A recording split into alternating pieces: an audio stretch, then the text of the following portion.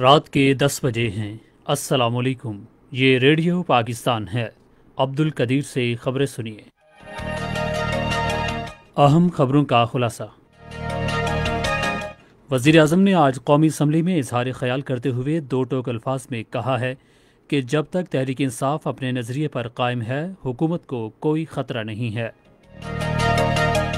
پاکستان نے عالمی اور علاقائی امن کے لیے بڑھتے ہوئے خطرات کے پیش نظر تخفیف اسلحہ اور جوہری عدم پھیلاؤ کے ایجنڈے کے بارے میں عالمی اتفاق رائے پیدا کرنے پر زور دیا ہے۔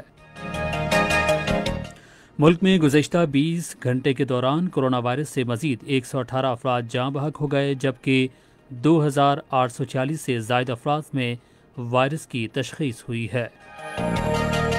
اور اقوام متحدہ نے حکومتوں سے جنگ اور کرونا وائرس سے متاثرہ شام کے لیے تقریباً $10 ارب امداد کی اپیل کی ہے۔ اور اب خبریں تفصیل کے ساتھ۔ وزیر اعظم عمران خان نے کہا ہے کہ پاکستان تحریک انصاف کی حکومت کو اس وقت تک کوئی خطرہ نہیں جب تک وہ اپنے نظریے پر کاربند رہے گی۔ انہوں نے حزب اختلاف کی تنقید کو مسترد کرتے ہوئے کہا کہ حکومت نے اقتدار میں حال ہی میں 20 ماہ مکمل کیے ہیں۔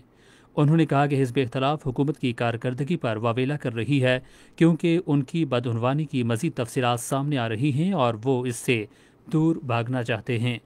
عمران خان نے کہا کہ پاکستان اس مشکل وقت دور سے گزر رہا ہے، تاہم انہوں نے یقین ظاہر کیا کہ وہ کورونا کی وجہ سے درپیش مسائل سے نکلنے کے بعد تمام ترقی پذیر ممالک کے لیے ایک مثال بنے گا۔ وزیر اعظم نے کہا کہ تعمیری شعبے پر خصوصی توجہ دی جا رہی ہے اور وہ خود اس کی نگرانی کر رہے ہیں کیونکہ اس سے نوجوانوں کے لیے روزگار کے مواقع پیدا ہوں گے۔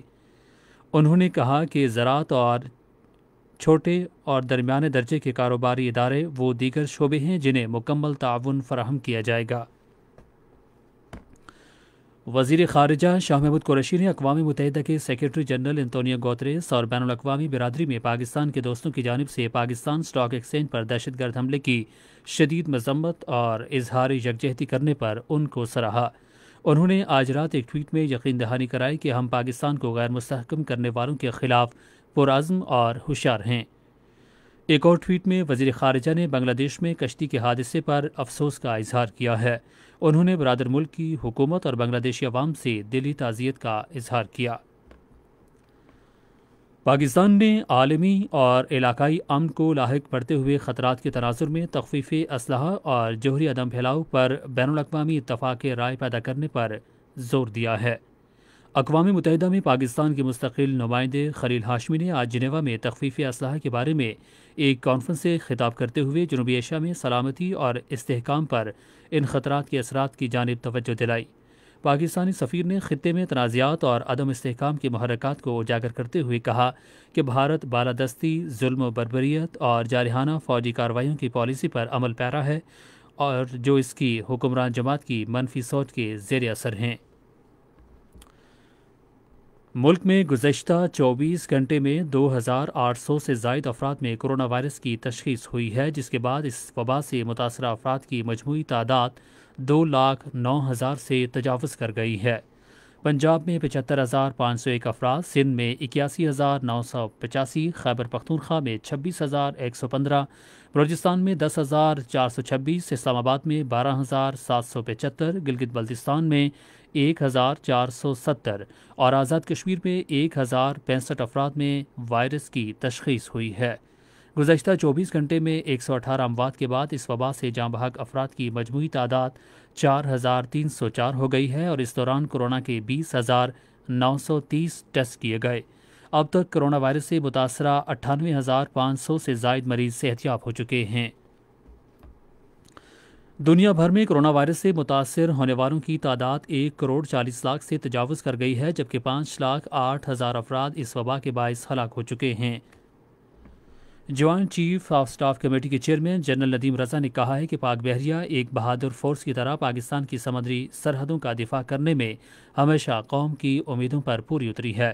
انہوں نے یہ بات آج Pakistan navy war college Lahore میں نیوی سٹاف کورس کے شرکاء سے خطاب کرتے ہوئے کہی۔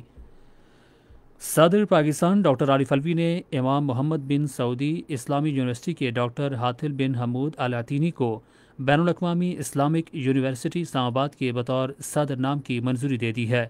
یہ فیصلہ یونیورسٹی کے بورڈ آف ٹرسٹیز کے ایک اجلاس میں متفقہ طور پر کیا گیا، جو آج اسلام آباد میں صدر ڈاکٹر عارف الفی کی صدارت میں ہوا۔